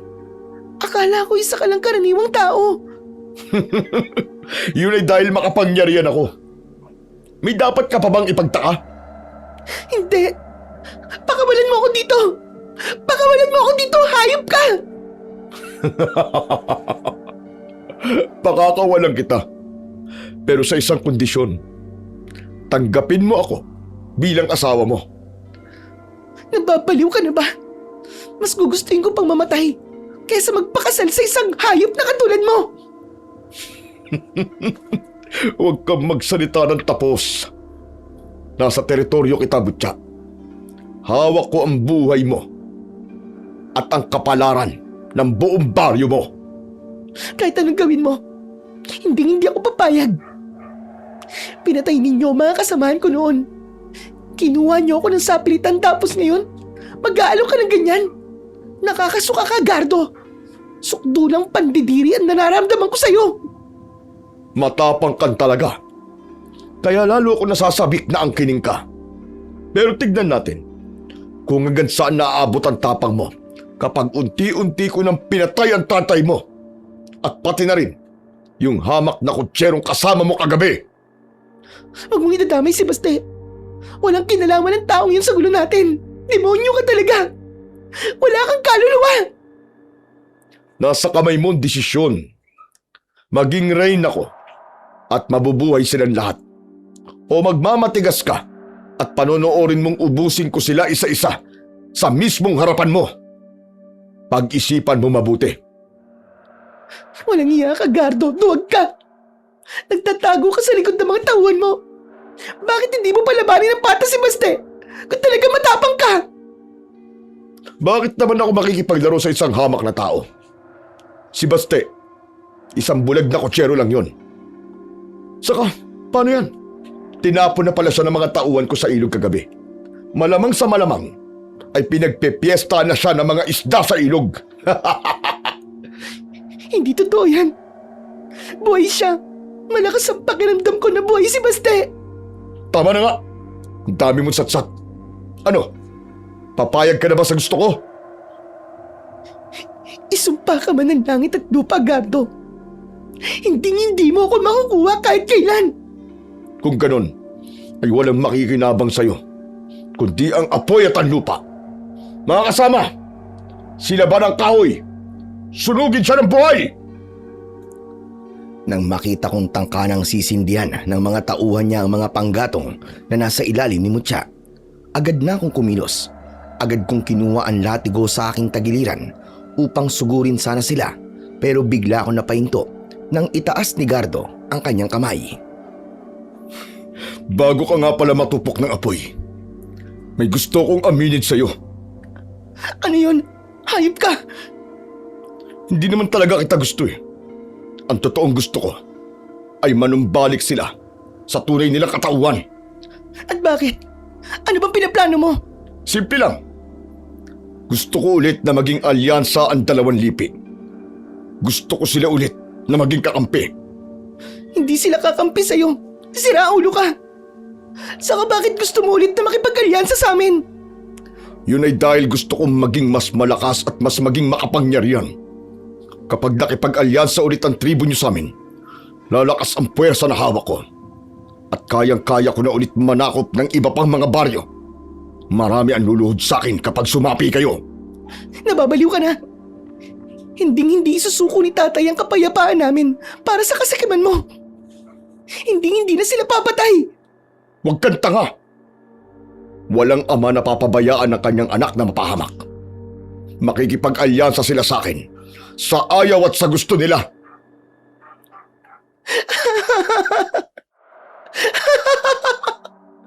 Ano nakakatawa? Akala mo ba magtatagumpay ka?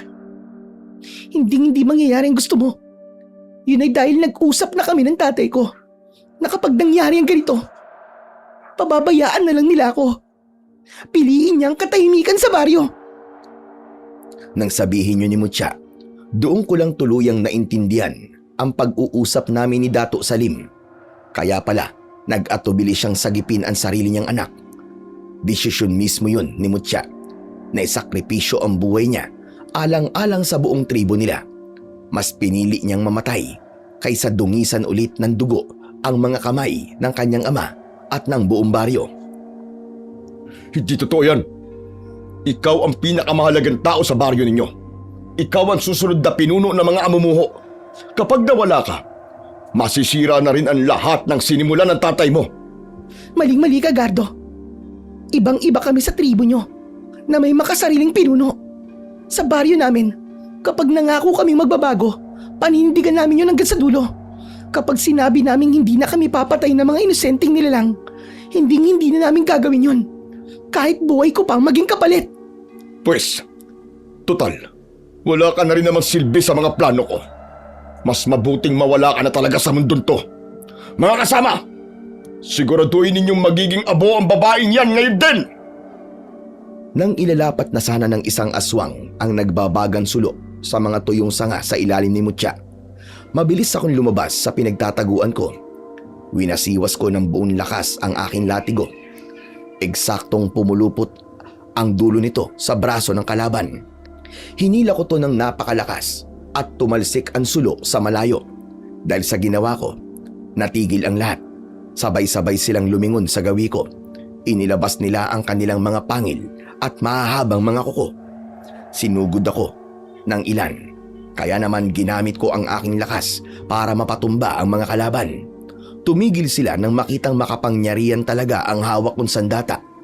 Humawi sila ng daan, kaya naman nakalapit ako kay Mutya. Baste! Buhay ka!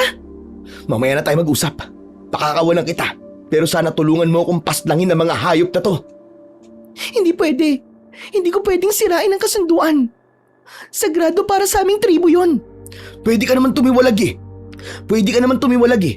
Yan ay kung gusto mo mailigtas sa sarili mo at ang lahat ng mga katribo mo. Pero, Tulad ng sabi ko, kilala ko kung anong uri ng aswang kayo. Higit na mas malakas ang kapangyarihan nyo kesa sa mga mandurgo na to. oo nga, pero Wala nang pero-pero. Kailangan nating lumaban. sige, lalaban ako. Lalaban ka, Mutya! Talaga bang makikinig ka sa lalaking yan? Ikaw mismo ang puputol ng kasunduan ninyo?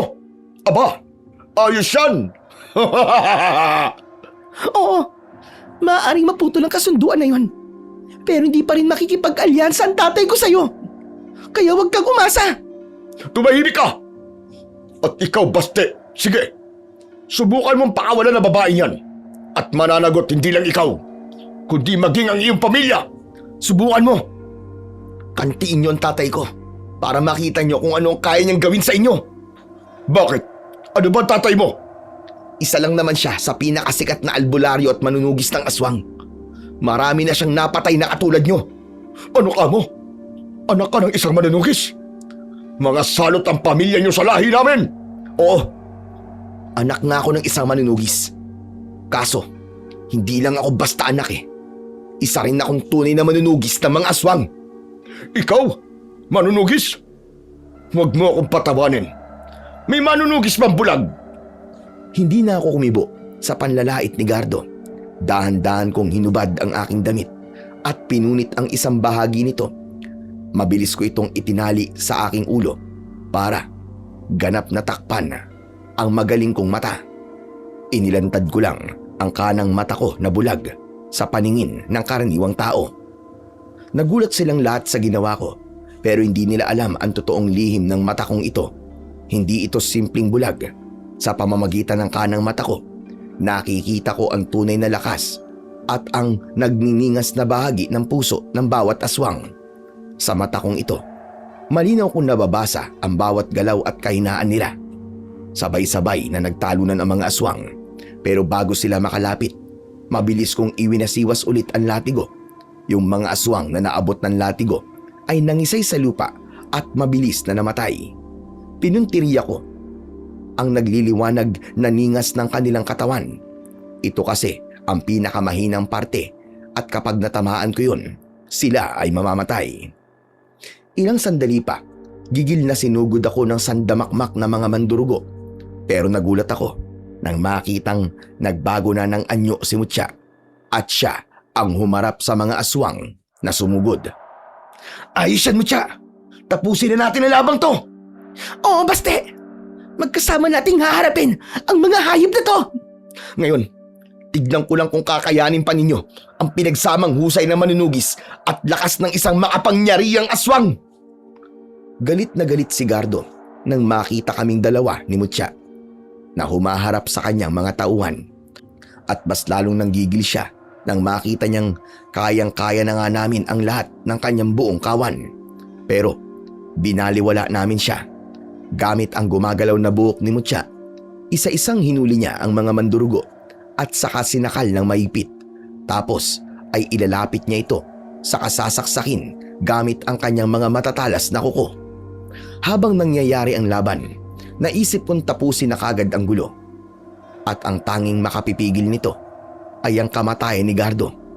Nilapitan ko siya para patayin, pero muli, nagawa niya akong paralisahin Ganon din si Mutya.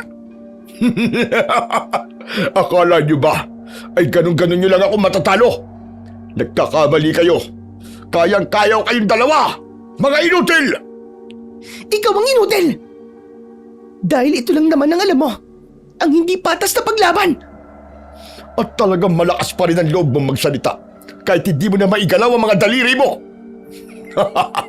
Alam mo, isang pitik ko lang ay kayang-kaya kong baliin ang mga leeg ninyo. Huwag kang mayabang. Gusto ko suntukan na lang tayo eh. Saka kahit anong gawin mong pananakot, hindi kami matatakot sa'yo. Tama si Baste. Kung ito na ang oras ng aming kamatayan, malugod ko itong tatanggapin. Pero hindi kami susuko sa'yo. At hindi kami takot sa kapangyarihan nyo. Pwes, panindigan nyo yan hanggang sa huling hininga nyo. Uunahin ko ang kutserong to para panoorin mo siyang mamamatay sa harap mo. Akmang papatayin na sana kami ni Gardo, pero bigla siyang natigilan nang makarinig kami ng isang mahaba at malakas na tunog ng trompeta mula sa malapit. Anong ibig sabihin nun? Anong meron? Parating na mga amumuho, Baste. Parating na ang tatay Salim ko, kasama ang buong tribo. Mukhang nakumbinsi mo siyang tulungan tayo. Akala ko ba? Hindi ko na ituloy ang mga sasabihin ko nang magsalita ang isang pamilyar na boses mula sa akin likuran. Paglingon ko, nakita ko roon si Dato Salim. Tama ka, iyo. Ang anak ko si Mutya ang naging dahilan para maging mabuting mga aswang kami. Kapag hinayaan ko siya mawala, parang hinayaan ko na rin masira ang aking pananampalataya sa Diyos. Sasamahan ka namin sa laban na ito. Salamat naman. Salamat. Ngayon, Gardo, humanda ka sa amin. Saka mo na sabihin yan kapag nakalaya ka na sa pagpaparilis ako sa'yo. Ako nang bala dyan. Kaya kong kontray ng ganyang kapangyarihan. Mabilis na umusal ng orasyon ang dato at pagkatapos ng kanyang pag-oorasyon, nakaramdam ako ng ginhawa. Nakalaya kami ni Mutya. Hindi! Hindi maaari ito! Ngayon malaya na kami. Kami naman! Sa ikalawang pagkakataon nga, ay muling nagsagupaan ang grupo ng mga amumuo laban sa grupo ng mga mandurugong aswang. Ngunit sa pagkakataong to, ay hindi na sila sumuko, kundi lumaban sila ng may tapang at paninindigan. At sa pagdaan ng mga oras, maririnig na ang mas malagim na patayan, hiyawan at pag-iyak. Dumanak ang dugo pero walang umatras sa kahit na sinong panig. Samantala, sa paglipas ng oras, sa wakas, natapos din ang madugong labanan. Naubos ang buong tribo ng mga mandurugong aswang. Ang tanging natira na lang ay si Gardo. Nakaluhod na siya ngayon sa lupa habang mahigpit na nakapalupot sa leeg niya ang aking mahiwagang latigo. Natalo ako! Hindi pwede to! Paano natalo ng mga tuwag na katulad nyo? Ang buo kong hukbo! Maling-mali ang pagkakakilala mo sa amin, Gardo. Hindi kami duwag. Pinalakas kami ng aming paninindigan at ng pagmamahal sa aming lipi. Ang sarili mong kasakiman ang nagdala sa iyo sa sarili mong kamatayan. Katapusan mo na, Gardo. Nagbayad na ang mga tauhan mo. At ngayon, ikaw na ang huli. Huwag! Nakikiusap ako sa'yo, Baste! Huwag mo akong saktan! Hindi na kami makikinig sa iyo. Katapusan mo na! Hindi na namin binigyan ng pagkakataon si Gardo na magsalita pa. Maigpit kong hinila ang latigo sa leeg niya para hindi siya makagalaw. Sa kanang mata ko, nakita ko agad ang pulang punto sa gitna ng dibdib niya kung saan naroon ang lakas niya. Mutya! Ngayon na! Ginamit ni Mutya ang mahabang buhok niya para igapos ang mga kamay ni Gardo. Agad siyang lumapit at ibinaon ang matatalas niyang kuko sa dibdib ng halimaw. Sakto sa nakita ko. Napasigaw si Gardo habang dumadanak ang dugo. Sa huling pagkakataon, sabay naming tinapos ang pinuno ng mga mandurugo hanggang sa bumagsak ito sa lupa at tuluyang mamatay. Nang tuluyang bumagsak ang katawan ni Gardo sa lupa, sabay kaming napabuntong hininga ni Mutya. Tapos na ang madugong bangungot. Naging mapayapa na ulit ang lugar na yun. at hindi na kailangan magtago at mabuhay sa kaba ng mga amumuho. Ang tunay na kapayapaan at katarungan ay tunay na nga nilang nakamit. Dahil tapos na ang misyon kong maihatid ng ligtas si Mucha, nagpaalam na rin ako sa kanila para magpatuloy sa tungkulin ko bilang isang manunugis at kutsero. Pero bago yun, ay hinarap ko muna si tatay at sinabi sa kanya ang nangyari sa kalesa at sa kabayo naming si Sebastian. Tapos ay ikinuwento ko din sa kanya ang lahat ng nangyari. Inaasahan kong magagalit siya sa panahong ito, pero bigla niya akong niyakap at sinabing pinagmamalaki niya ako dahil sa aking katapangan. Sa buong karanasan kong ito, isang mahalagang aral ang napatunayan ko. Ang tunay na lakas ng tao o pinuno ay hindi nakikita sa taglay niyang kapangyarihan. Nakikita ito sa paninindigan sa tama at kahandaang magsakripisyo para sa mga mahal sa buhay. Hindi solusyon ang pagbubulag-bulagan sa kasamaan para lamang manatili ang kapayapaan. Kailangan itong harapin at tapusin para tuluyang makamit ang tunay na kalayaan. Hanggang dito na lang po ang aking kwento at sana ay may napulot po kayo na magandang aral. Maraming salamat po sa walang sawa niyong pakikinig at pagsuporta sa aking YouTube channel. Sana po bago matapos ang video at kung bago po kayo sa akin pong YouTube channel, ay pindutin niyo po ang subscribe button. Ganon din po ang like at notification bell para palagi po kayong updated sa aking mga bagong kwento at mag-iwan na rin po kayo ng comment. Muli, maraming salamat po. Hanggang sa muli, mga idol.